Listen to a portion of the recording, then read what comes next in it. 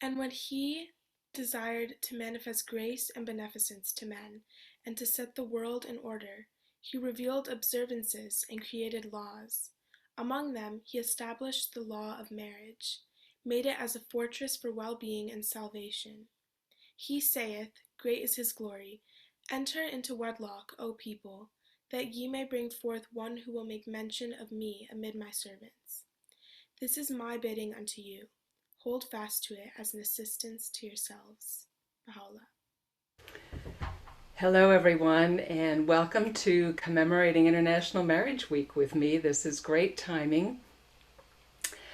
The Bahá'í Faith, as was mentioned, was founded by Baha'u'lláh, the most recent prophet of God in the 1800s. It's a faith that is filled with teachings about the vital necessity of unity. Baha'u'lláh says it's time for all people across the world to unite as one human family. He also affirms that God created marriage and that the couple's family is this fundamental building block for the larger family of humanity. If you need more information, please visit Baha'i.org. So the Baha'i teachings say that marriage is a very sacred institution. Baha'u'lláh said its purpose is to promote unity. And that's on behalf of Shoghi Effendi, Compilation of Compilations, Volume 1, number 903, for those of you who like to check references. In a Baha'i marriage ceremony, the couple says a particular vow to each other. They say, we will all verily abide by the will of God. So the couple agree in this vow to both turn in unity to God for guidance. The Baha'i teachings also say that Baha'u'lláh has upheld marriage as a most sacred and praiseworthy institution. And surely there is no better or more beautiful bond that can unite the hearts of two people than a common love for God and His work. And that's also on behalf of Shoghi Effendi in A Fire with the Vision, number 122. Part of what's unique in this new faith is that spiritual guidance comes from multiple sources. So the couple can regularly turn to God and Baha'u'lláh in prayer and receive inspiration. There are volumes of scripture to study. There are also elected institutions who assist with responsibilities such as marriage preparation, weddings, and marriage strengthening. And these institutions accompany the institution of marriage. So it's both institutions together that create tremendous strength. And when Baha'u'lláh talks about marriage, he uses a very powerful metaphor. He says marriage is a fortress for well-being and salvation. Fortress for well-being and salvation. So today what I'm going to do is explore with you some of the spiritual and practical implications of this metaphor. And the fun thing about metaphors is that you can use your imagination to see many different aspects of it. So I will raise some, you'll think of others, and everyone will have their own perspective on this metaphor. So I'd like to start with the image of a fortress. If you think of what you know about fortresses, they're probably large buildings, lots of heavy brick or stone.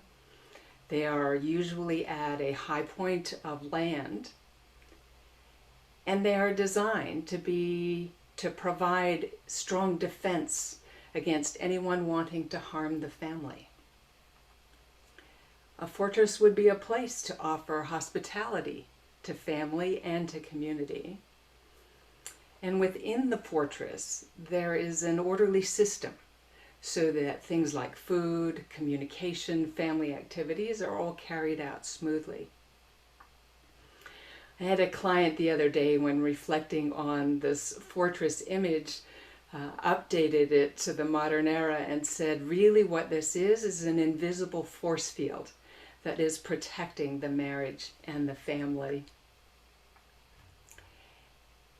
So again, fortress for well-being and salvation. So next, let's look at well-being. What are some of the aspects of well-being that come to your mind when you hear that word? One of the first ones might be physical well-being. Things such in marriage, such as touch, sex, nutrition, collaborating on household tasks, helping each other during illness, maybe helping each other make and keep medical appointments. All of those things would have physical aspects. And I'll tell a story on my husband. When we got married 8 years ago, at that time he was surviving on microwaving dinners and eating candy. So pretty low nutritional level. Through the course of our marriage then, eating things like fruit, he has now lost some of his craving for candy, and his diet and nutrition is much improved. Another aspect of well-being might be mental. So conversation is something that's important within a marriage. We can develop ideas together, we can appreciate the arts together, all of that might be mental stimulation. One of the things that my husband and I like to do is go for drives. It just seems like getting out of the house prompts new topics to come up, different things to arise in our conversations. Another aspect of well-being is emotional. So in marriage, the Baha'i teachings strongly emphasize the importance of friendship. For the couple to be friends with each other, to look out for each other, to share with each other. And emotional would obviously include love. And perhaps in accompanying each other through challenges and difficulties. Over the last few weeks, for instance, my husband and I have had a family member who was in an accident. And so there's this emotional component of supporting each other through that process, and of collaborating and hugging each other to get us through. Another aspect of well-being is social. I definitely encourage couples to keep dating each other. Sometimes people think that that's just before you get married. But couples need that bonding and connection time with each other that comes from doing social things together and feeling like there is a connection between us. It can also include time with friends, so that social well-being is nurtured amongst a group.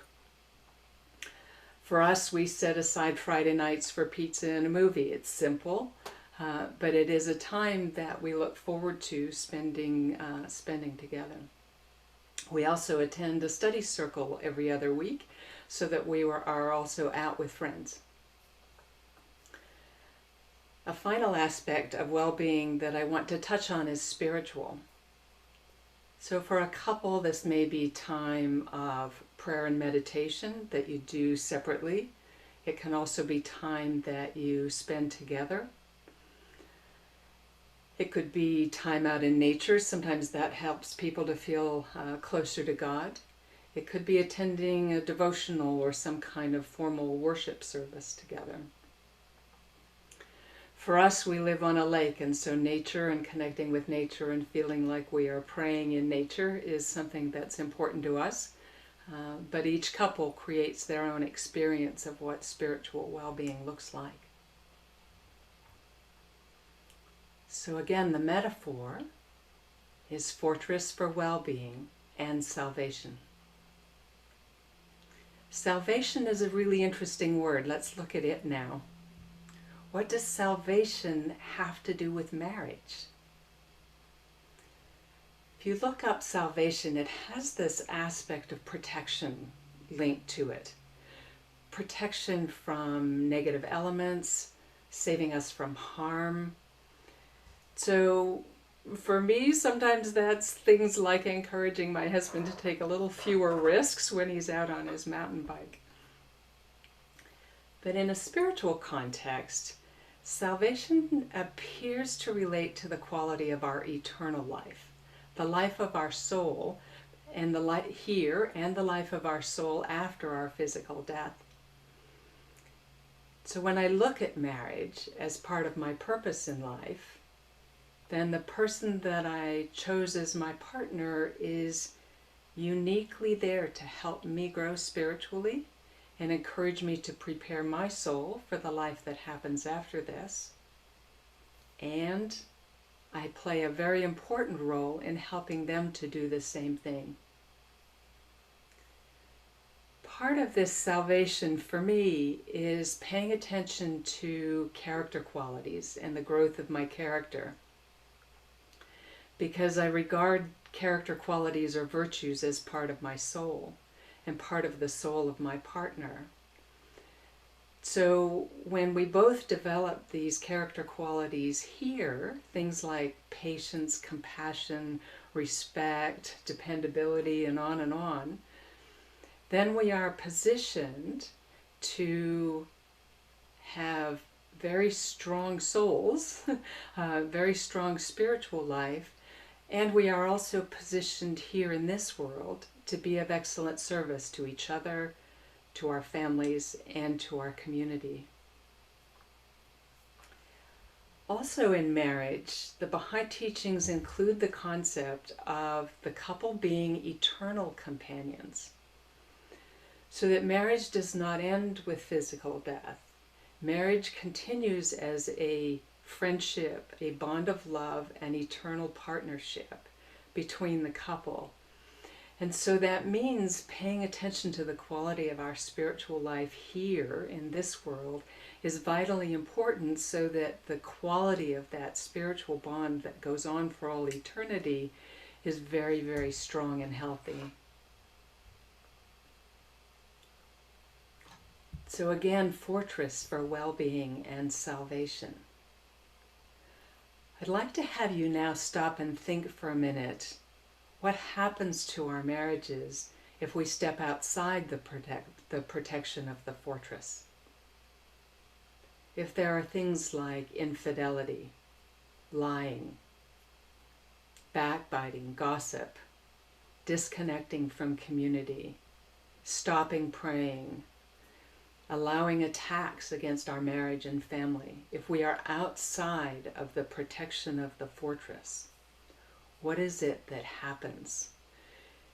And there is tremendous destruction, right? Destruction to the marriage, destruction to the family, destruction in the community, because other people are connected to our marriages.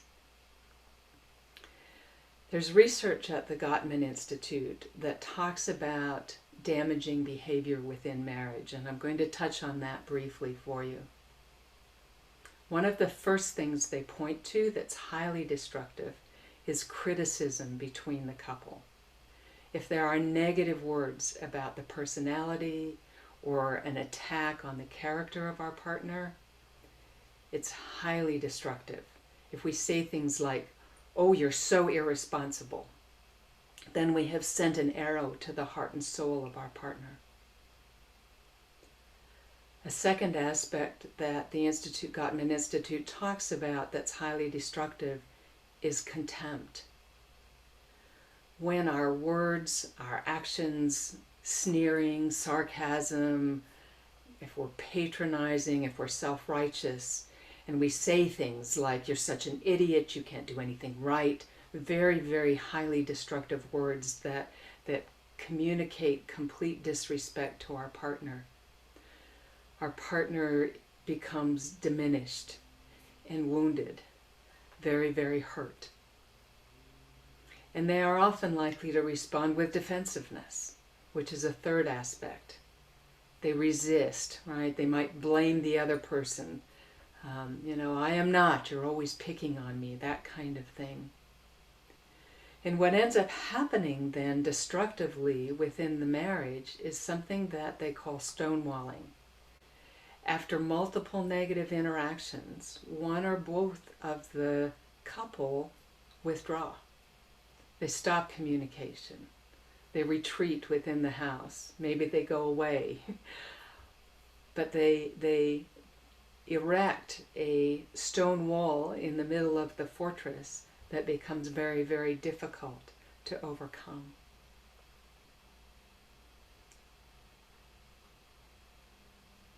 So again, fortress for well-being and salvation. Instead of criticism, contempt, defensiveness, and stonewalling, what are some of the practical ways that we build unity in our marriages and protect them? What are the things that keep us healthy and happy and united within this fortress? One of the first pieces of advice from Bahá'u'lláh is to consult about everything. Consultation is a form of communication within the marriage that builds mutual understanding and helps the couple to reach harmonious decisions. Both of them have an equal voice. They put their voices into the middle between the two of them, detach from what it is that they have said, and allow God and creativity and their input to meld together to come up with an outcome that neither of them could have anticipated in advance.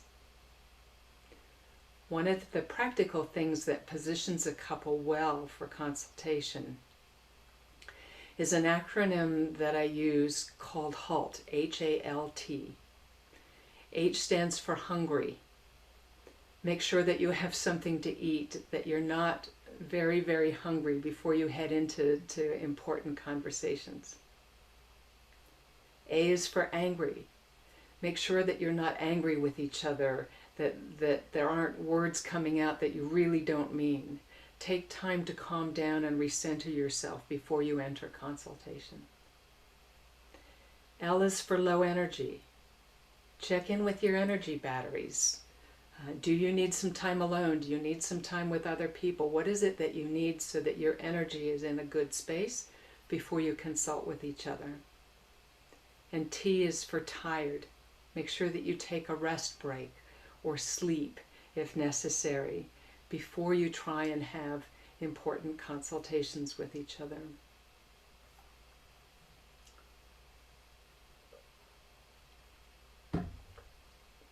Another key aspect of maintaining unity in the family and in the marriage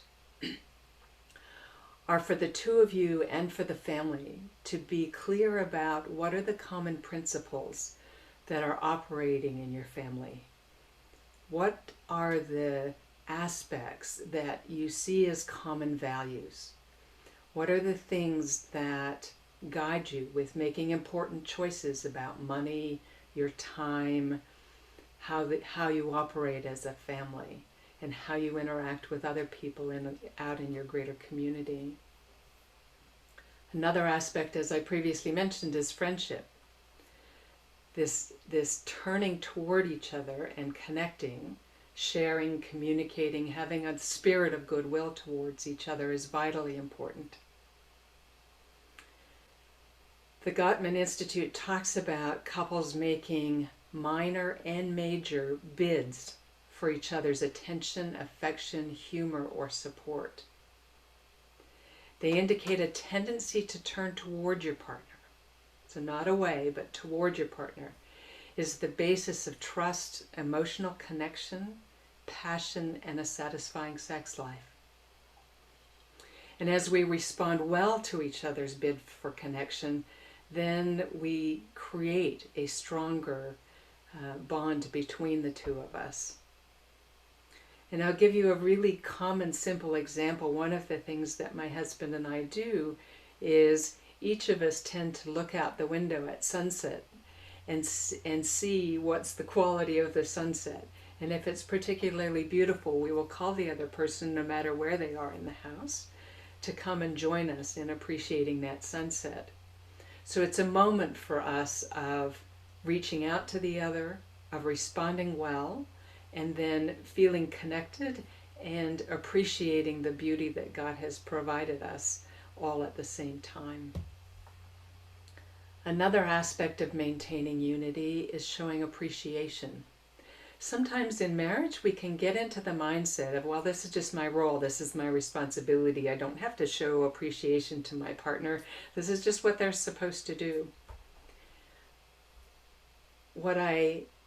My understanding from the Baha'i teachings and my observations with clients and in my own marriage is that words of appreciation also go to the heart and soul of my partner, And when they come to me, they go to my heart and soul. They are encouraging. They keep me going with my everyday responsibilities. Just because one of the roles I have taken on is putting clean towels in the bathroom once a week doesn't mean that my husband should take that for granted, and he doesn't. He's appreciative that I do a task like that. And that makes it so that I don't start to feel resentful. It doesn't feel like it's a burden. And that's really important in a marriage. As you show appreciation to each other for what it is that you do, and particularly when you go out of your way to do something extra special or extraordinary, then it encourages those actions to keep on going. Another key aspect of unity is things like laughter, joy, social time together. As I mentioned, I encourage married couples to still go on dates. As we laugh together, it draws us closer together. As we are careful with our humor, that we don't use sarcasm, that we don't do humor at the expense of the other person, but actually invite the other person to laugh with us. There again is a connection of our hearts. Another key aspect of building unity is service. As I'm of service to my husband, as my husband is of service to me, as we are of service together to our children, to our parents, as we are of service in our community, all of it in a level of balance, this brings joy to us, and this builds the unity that we feel. And I stress in balance because if any of these things become immoderate, it's difficult for unity to be maintained. It's important that there be fairness, that there be justice in the process of building unity with all of these people in our lives. Another aspect of unity is managing difficulties as a team so that we don't attack each other, that when a test or a problem arises, that we take it to consultation, we take it to prayer, and we work together as partners to figure out the best possible ways to handle that challenge. I'm going to mention one last thing and encourage you on your own after this presentation to take it on as an invitation. The last aspect of building unity that I want to mention is including the arts. And that's going to look different for every couple. How you decorate your home, how you create devotional spaces, how you use music, all kinds of aspects of the arts. So the invitation that I extend to all of you after this presentation is to draw your own diagram of a fortress and write down within that picture the elements that you see are important in a fortress. Write down the aspects of marriage and the marriage relationship and the family relationship that are important to have in a fortress. If you're not married, then you have that as something that you can use to discuss with a prospective partner. If you are married, then you have that, perhaps even the two of you work on the drawing together, but you have that as something that you can use as a foundation for discussion and creative understanding of what it is that's important to the two of you, and something new may come out of that you wish to be doing that you're not doing. And so that's my invitation, is to engage in the arts with that image of fortress for well-being and salvation. Thank you so much. That was really helpful and very clear, signs that a couple is either turning towards each other or away from each other. So thank you so much. If we have any questions, we have time now. You can put them in the chat. And while people are gathering those, let me just say a couple of things here at the end about marriage. What I'm seeing as I meet with clients is often they are showing up in marriage with toolboxes that are empty, or that only have maybe a hammer and a screwdriver, and they don't have all of the tools that they need in order to actually create a healthy marriage. There's a Baha'i commitment to education and to harmonizing religion and science. There is now decades, literally decades, of research about what makes marriage successful. And so I see the opportunity for most couples is to fill their toolbox, to learn much more how to do marriage and family well. It's a really sad fact in our society that we study far more for our careers, even to get a driver's license, than we do to get married and to found a family. And there are so many resources. You'll find some of them on my website, which is marriagetransformation.com, and in the various courses that I offer. I also have a service site called Bahá'í-Marriage.net that you can go to for some resources. And I'm always happy to have people follow me on my Facebook pages or LinkedIn or Twitter. There's no reason for any couple to feel unaccompanied. There is lots of accompaniment for every married couple on this journey, and I really encourage everyone to engage in relationship and marriage strengthening and education. Thank you. Our first question is, what happens if you're divorced in the next life? Yeah. And I wonder whether anyone has an answer to all of the mysteries that are in the next life. It's an interesting thing. You know, I mentioned friendship. Abdu'l-Baha encourages married couples after divorce to end up behaving with each other like brother and sister. And brothers and sisters tend to have a spiritual connection between them, or some kind of ongoing eternal connection. My sense is that God is just enough that if the marriage has had elements in it of severe destruction and all kinds of problems, that there would be protection for the couple. Perhaps they may not continue together. But really what happens in the next life, other than my trusting that God has a plan, is pretty much in the mystery category. You. The next question is, how do you heal from an abusive marriage? What resources can you recommend? Yeah, and I've gone that route. It is not an easy process to recover, and so the good news, I guess, from my standpoint, is it's possible to recover from one and go on and be in a happy marriage. There are a lot of resources. One of the things that I have done, and you'll find it in the resource section on Bahá'í-Marriage.net, is that I have gathered a list of professionals who are Baha'is, who are specialists in helping people overcome trauma and all kinds of things and get back on a healthy track. And so the guidance is twofold. One is to turn to your local assembly.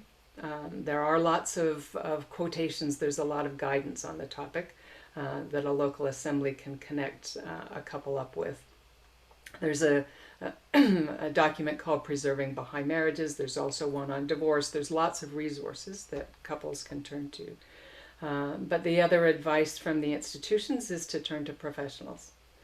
So to find, marriage and family therapists, to find therapy, to help with it is very important. And, in all of it, to not lose the hope that you can balance the fact that you made a poor choice, or you ended up totally without your wishes to be in a difficult situation, that it is hopeful and possible to go on and find a partner who can help you do part of the healing and to go on and have a happy marriage in the future. The next question is, can you talk more about marriage as the foundation of society and the importance of commitment and fidelity as the foundation of marriage? Yeah, it's a fascinating thing, isn't it? So we think of all of society, right? All of humanity with billions of people. And then we look at one little marriage. So the possibility that I and my husband and the strength of our commitment to each other, which includes the commitment to not turn to others, to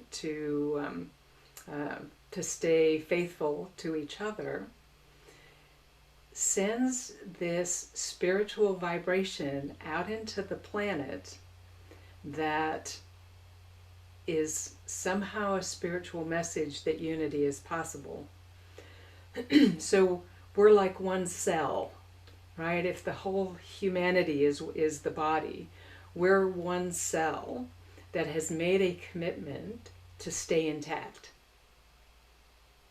And as we stay intact, then we are contributing to the health and well-being of the whole body. If we choose to destroy that cell, or to allow illness into that cell, such as you might think of cancer, then that unhealthy situation also affects humanity. And so the more that we can have these strong, healthy, committed, faithful cells operating within humanity, the greater the health of the whole.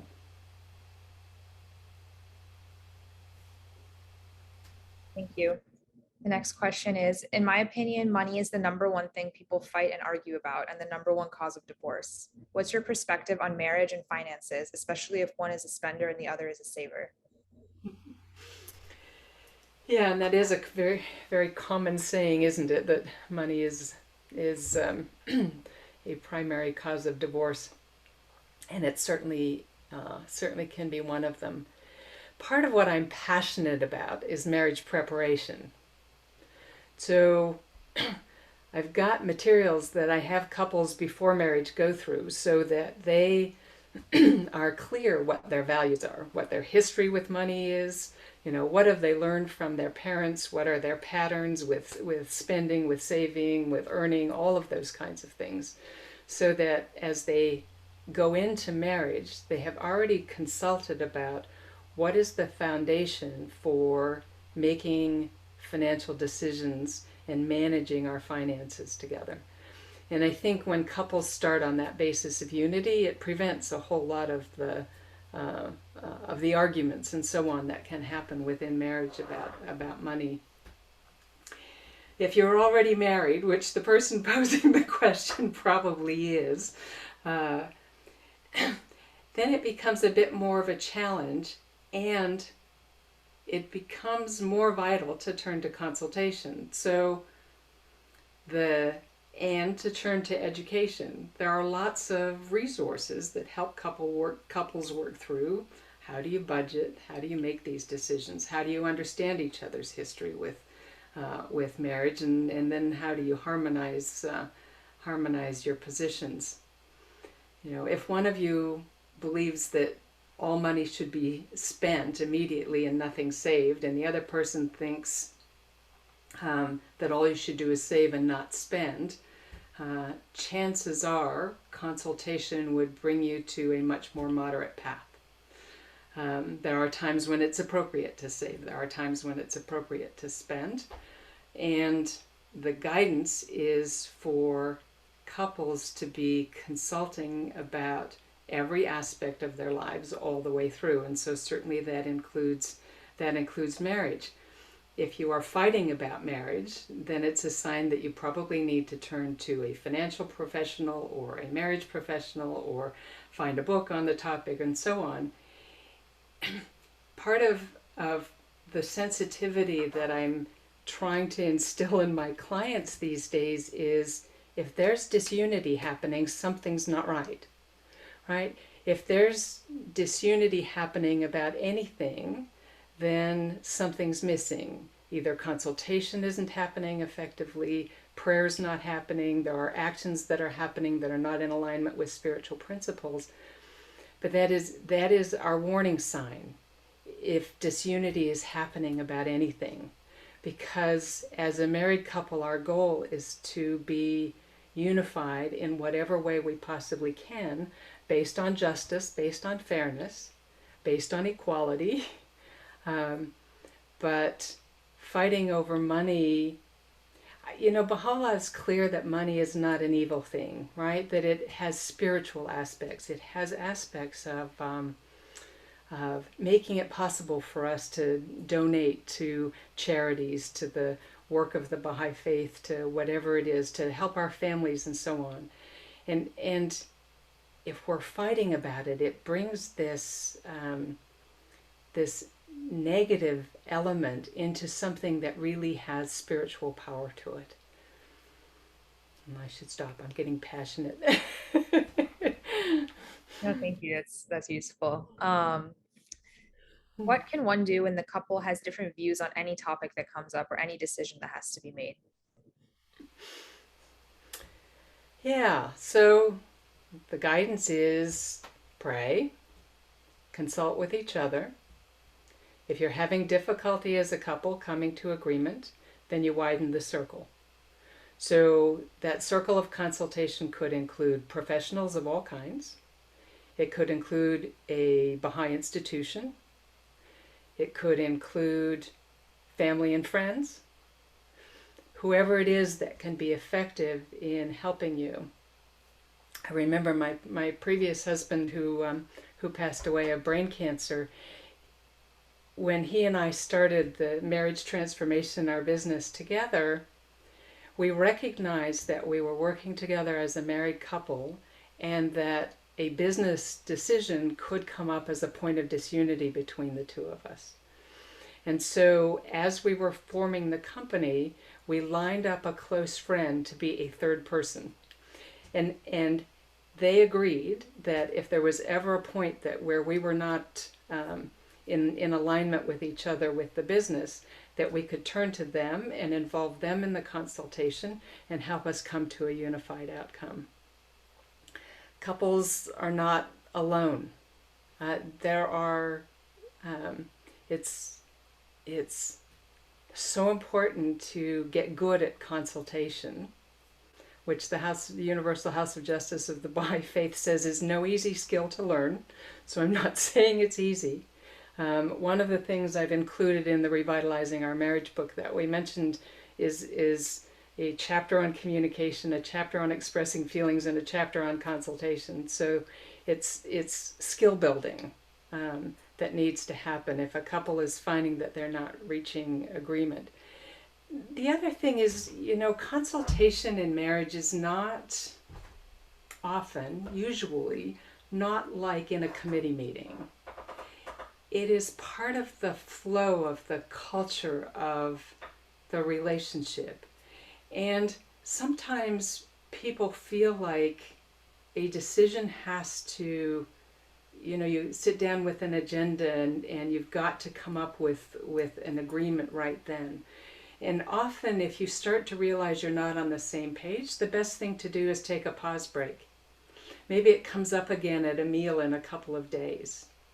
Maybe it comes up over coffee or as you're taking a walk together. Consultation in marriage is often more informal than it is what we think about in an institutional setting or a committee setting. You could have something in marriage where you sit down with an agenda and you're much more formal about it, but usually I think that's the exception. And only if you've got something that is so important that you've got lots of notes that you need to take as you go. But most of the time, the design of consultation is that it strengthens your friendship. You're building understanding. You're looking to understand what each other is saying. And you're coming to a mutual understanding, which is one of the purposes of consultation, and the other purpose can be, in some circumstances, to come to a harmonious decision. So what I see often in couples is that there's skill building that needs to happen with consultation, and that when couples get very, very good at consultation, conflict is no longer a part of the culture of their marriage. Interesting. Thank you. If you've struggled with your marriage for many years and it has long been a challenge that patterns are set and neither of the two are happy, can they still turn things around? What can they do? They really need therapy, but are not likely to go for it. And every couple and every situation is different. But it is interesting. I have a couple of clients I'm working with at the moment where it's been 15, 20 years of a long-standing pattern. And neither of them happy. And I'm watching as they're learning and as they're starting to do new behaviors and try out new things, the marriages are actually turning around. And so I'm seeing, yes, it's possible. And of course it's not possible in every circumstance. There are always times when, the Bahá'í Faith allows for divorce under extreme circumstances. When there is really strong aversion, strong antipathy between the couple. But even couples who start heading into divorce with strong antipathy and aversion, if they get appropriate help and support from the institutions, from professionals, and cooperate with each other, I've seen them turn around as well. So it's, under most circumstances, there's hope. There are times, and again, this is why my passion, part of my passion is marriage preparation. Because the couples who prepare well for marriage tend to have far fewer difficulties as they head into marriage. But there are couples who are, recognizing that we headed into marriage really with no clue what we were doing. We were ill-equipped to carry out marriage. How about right now we change course? Let's see if there is a way for us to change what it is that we're doing and create a new marriage. And so recreating marriage with the same spouse is the title of a book that one of my colleagues wrote. It is possible at just about any stage to transform. And if there is abuse happening, if there is violence happening, if there is mental illness happening that is destructive, any of those kinds of things, then those things need to be addressed, and sometimes addressing those things does mean ending a marriage. This is the reality of things. But my general theme is there's always hope.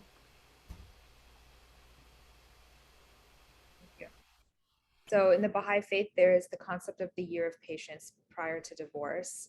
Can you discuss what that is and its importance? Mm-hmm. Yeah, it's referred to as well as a year of waiting. And it's an interesting design. So, we are asked to do whatever we can to keep our marriages together, particularly when there are young children.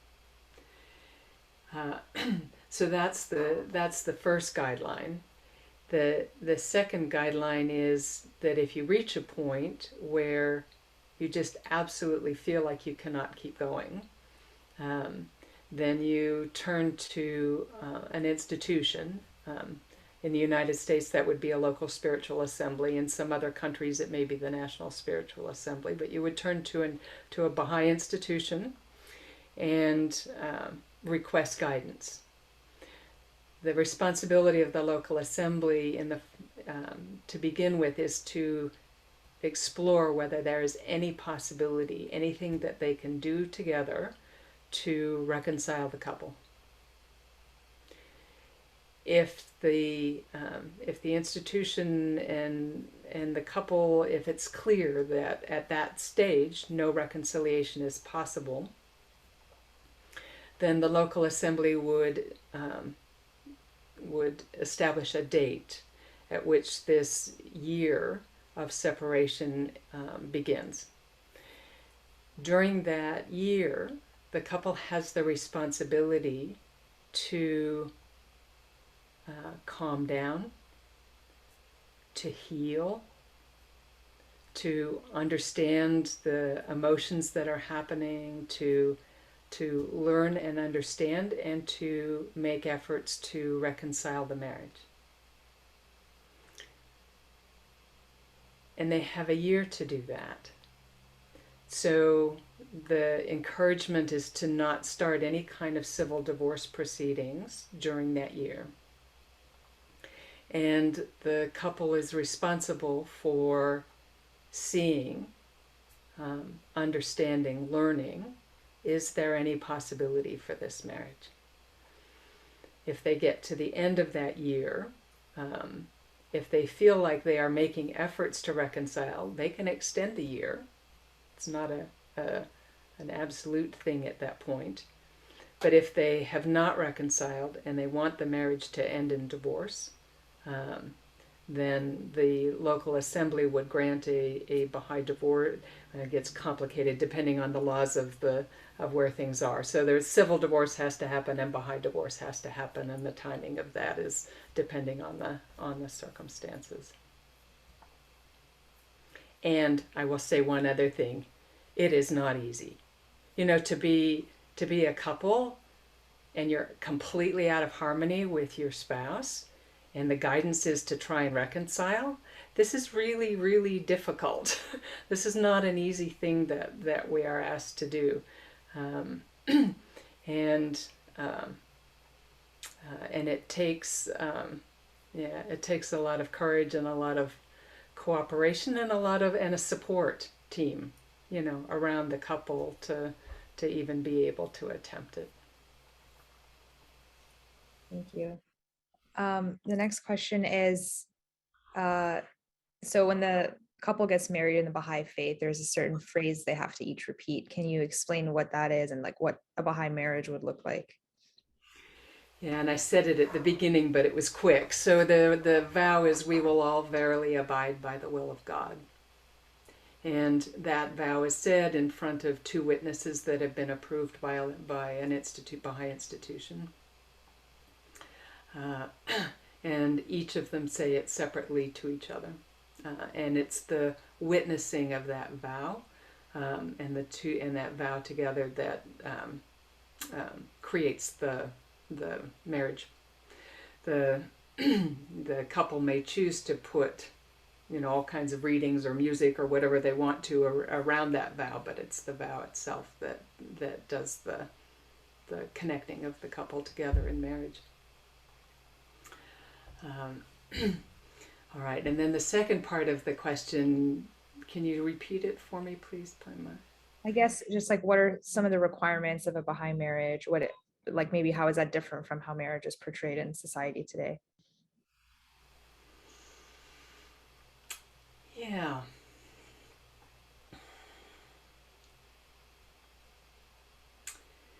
And it's a huge subject. Some of it we've talked about, and there's lots more. I'll say one thing that I think is important, and that is that marriage is not about us. It's you know, the Baha'i Faith has service as the all the way threading through culture of its religious beliefs and community life. And sometimes society teaches us that marriage, that even though I'm married, I should behave like I'm single. And the marriage is about creating this bond of friendship, of both parties looking for ways to be of service to each other, and then the couple and the family looking for ways to be of service to each other and to other people, to their community, for bettering the world, for making a difference for other people. And I think as we see our marriage as a contribution to our personal well-being and the well-being of everyone around us, and part of our spiritual journey, it has us with a very different attitude towards marriage. There's a new science research-based report out this week. Every year there's one that comes out from the National Marriage Project, called The State of Our Unions.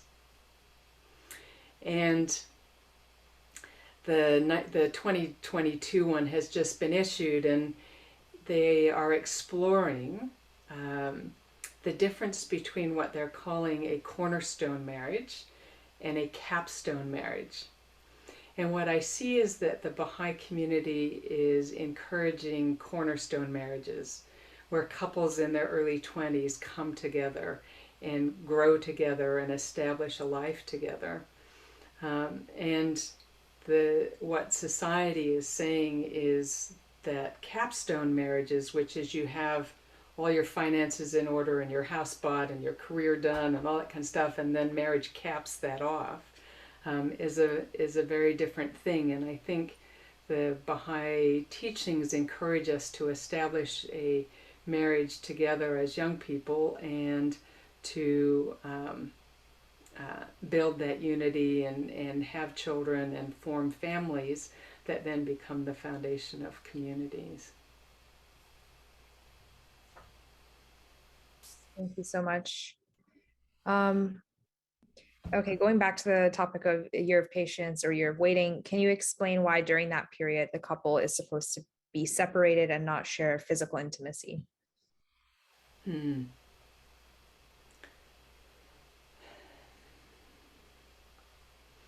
it's kind of a mixed thing. If you are,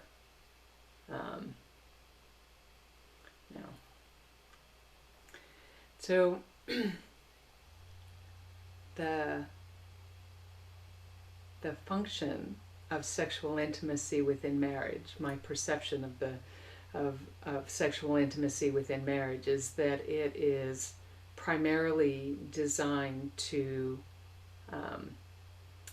enhance and establish unity between the couple.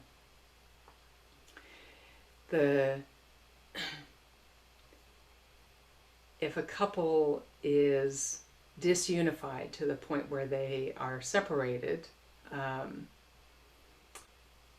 then and they've not addressed all of the underneath issues and all of the problems, and they are then sexually intimate, it pulls them back together in an unhealthy way. If they've not addressed the other issues. If they come back, if they address their issues and they come together sexually, then the year of waiting ends. If they turn around and separate again, then they have to start the year all over.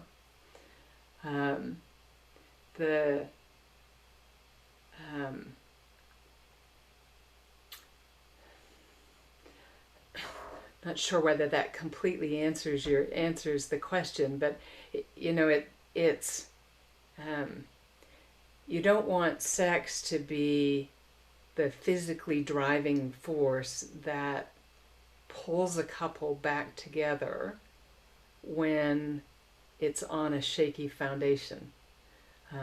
So there, and sexual intimacy within marriage it softens your perception of your spouse. You feel it creates emotional bonds between the two of you. And that's great, and that's absolutely appropriate within marriage. But if you're separated, it could confuse things. It could bring the couple together with the physical passions where they have not actually addressed the issues that cause disharmony in the first place. Thank you. And is there ever a situation where the year of patience is shortened? Well, it's shortened if the couple decides to keep the marriage together and move back in with each other. And, for an institution to shorten it is a really complex thing. So I don't think I want to go there. There may be circumstances, if there's violence, that kind of thing, where an assembly might make some changes in the setup, and depending on if there's civil authorities involved in that kind of thing. But that would be on an individual case-by-case basis. So. Thank you. In the Baha'i marriage prayer, it quotes the Quran: "He hath let loose the two seas that they meet each other. Between then of the bounties of your Lord will ye deny. From each he bringeth up greater and lesser pearls." Can you explain what the significance of that is? All right, so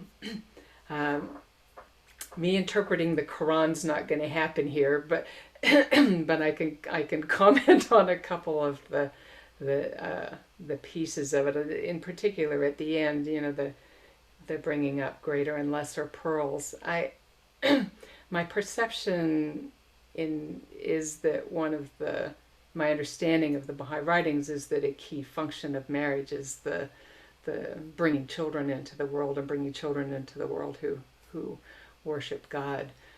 So certainly that would be a greater pearl.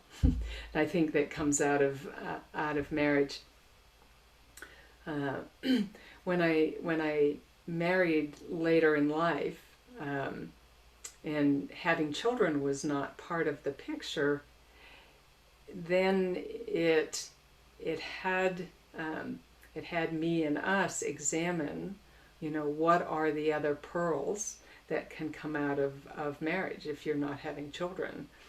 And in part the marriage transformation business was one of the things that my late husband and I saw as a pearl that came out of our marriage. And I'm certainly seeing where part of the pearls are nurturing my stepchildren, and helping them to achieve their dreams and goals in life. And a couple could start a business together, and that be a pearl of service to humanity, and so on. So I think that there are lots of fruits and outcomes that come from the union of two people together. When you look back over that quotation, Paimani, are there other key elements in there that I should comment on? I think you hit on the main ones, at least that stand out to me. Thank you. So the next question is, does marriage offer something unique? What are those things that someone who's not married or not wanting to be married is missing? Yeah, and there's no requirement to be married, right? We can choose to stay single and not be married. So so it's a good question. What is it? And I'll speak more personally here. What I love about marriage is having a consulting partner, to have someone to talk everything through with, and to create great outcomes together, I think is is very different because we're living intimately in a home together. It's not like me getting together with a friend for coffee. We intimately know each other. The friendship is strong. We have each other's best interest at heart. And so there's this communion and connection that I don't experience with other people. From a science standpoint, there's lots of research now about the benefits of marriage. Married couples tend to be better off financially, have more sexual intimacy, have better outcomes in terms of retirement, better outcomes in terms of health. You're together with someone who's observing how your body's working. Often there's a conversation between my husband and I of, honey, it looks like something's going on now. Is it time to make a doctor's appointment? And there's somebody who cares about every aspect of you and your life, and that to me is very precious. It was very hard for me to be alone after my previous husband passed away. It took like 4 years of healing and grieving and all of those kinds of things. I felt like it was important to have a partner for going forward in life, and have not regretted that decision at all. Thank you. This question is basically about how can you select a good partner for marriage? Mm-hmm.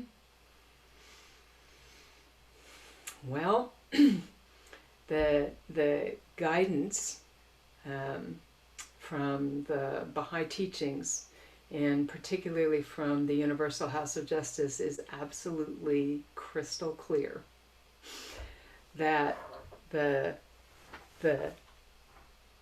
probably the most important thing for us to be paying attention to is the character of the other person. First, our own character, making sure it's in good order, and then the character of the other person. That to ensure that we have lots of character strengths, that we have the ability to be truthful, to be compassionate, to be patient, to be responsible, all of these things, not perfect, but at least that these are strengths, because that's what keeps the marriage happy and healthy, generally speaking, and it makes you more equipped to be good parents. Because as parents, you have a primary responsibility to raise children of good character, who then are already in good shape from a character standpoint to be heading into marriage. You can adjust around someone's personality differences if you have strengths with kindness and tactfulness and courage and all of these qualities. So personality is important. I'm not going to say it's not important, but if I have to balance personality and character, then character wins every time. So we are asked to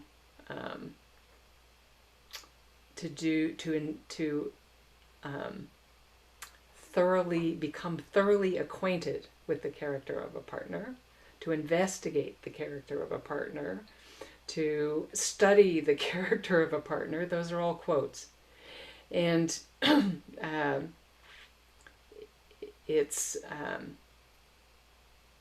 it means for all of us that we have to study character. We have to study the topic of character. We have to study these virtues. We have to understand them, look at them in ourselves, strengthen them in ourselves. And all of that equips us to be effective at observing character then in somebody else. And then I would also say friendship. So because we are intended to create an eternal bond of friendship with our marriage partner, beginning in the courtship stage to establish strong friendship, being able to communicate with each other about all kinds of things and to support each other and encourage each other. All of the friendship skills are also vitally important to be seeing in a partner before marriage.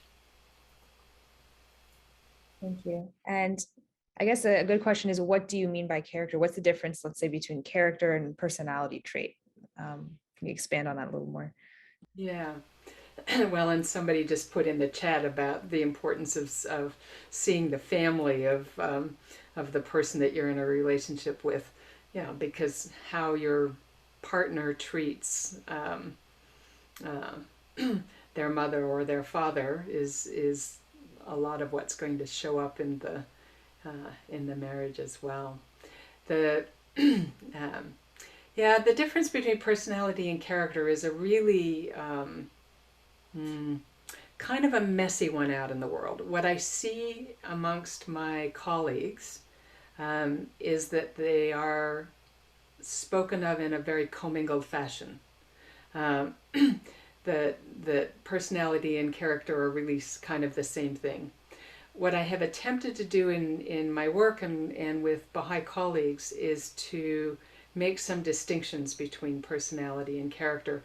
And I think science still has a ways to kind of catch up with that.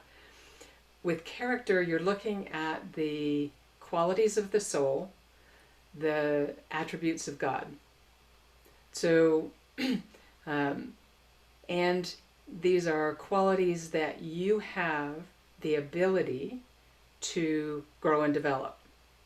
Generally speaking, our personality traits are ones that you start to see when we're babies, we're little kids, and our personality tends to stay fairly consistent throughout our lifetime. Whereas these character traits, humility and excellence, forgiveness, all of these qualities are ones that we have the ability on a day-by-day basis to assess in ourselves. Baha'u'lláh asks us to bring ourselves to account each day, which for me, a lot of that is how did I do on those character traits today? How did I do on those virtues? And what do I need to do better tomorrow? So character qualities are ones that are developable and they are the strength that helps us create unity with other people. It is, our ability to be caring, to be kind, to be compassionate, that helps us to have positive relationships with other people. Okay, well, thank you so much, Ms. Alexander. This was really insightful, and I know we have a lot of things we can put into practice after listening to you today. So thank you so much for giving us your time. You're welcome. So our speaker next week will be Mrs. Bahariya Rohani Mani, and the topic will be Bahia Khanum, the daughter of Baha'u'lláh. So these talks are every Saturday at noon Eastern time. And if you'd like to be on our mailing list, I'll put the link to our contact form in the chat. And we'll end today with another Baha'i marriage prayer. And before you do that, I will say Bahia Khanum's character is pretty extraordinary to study. The talk next week. So she and Abdul Baha, Baha'u'llah's son, are powerful life lessons for us to study, to learn about character. Thank you.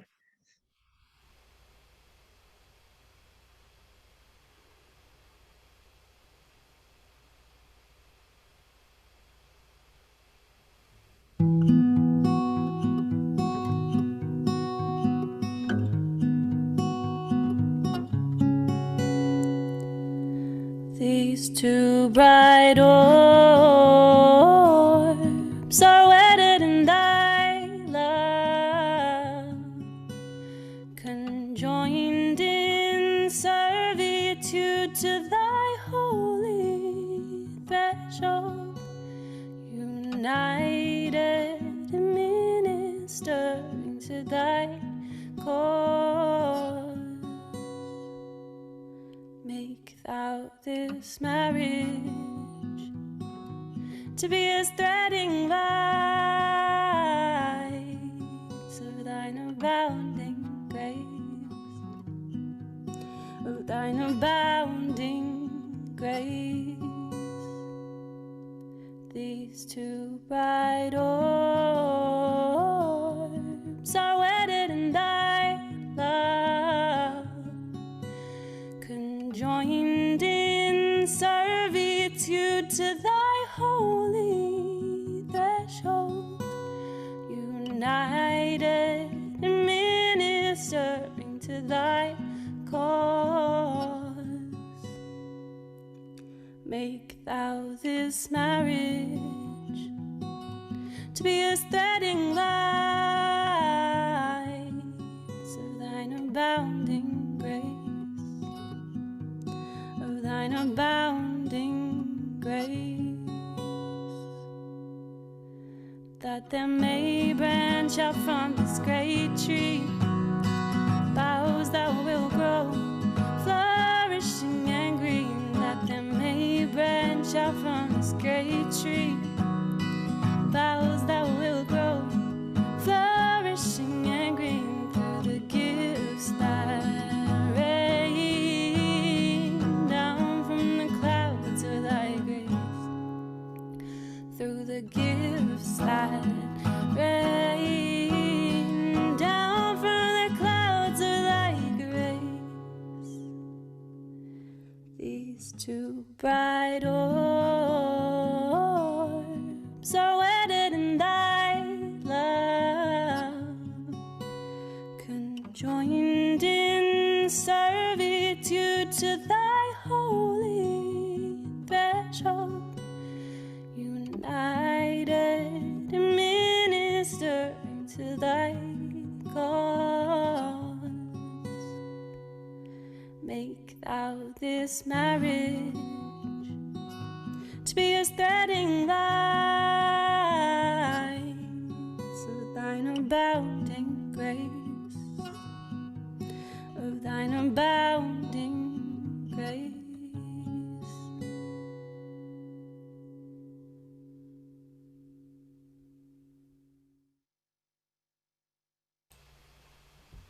Thank you, everyone, and we'll see you next Saturday.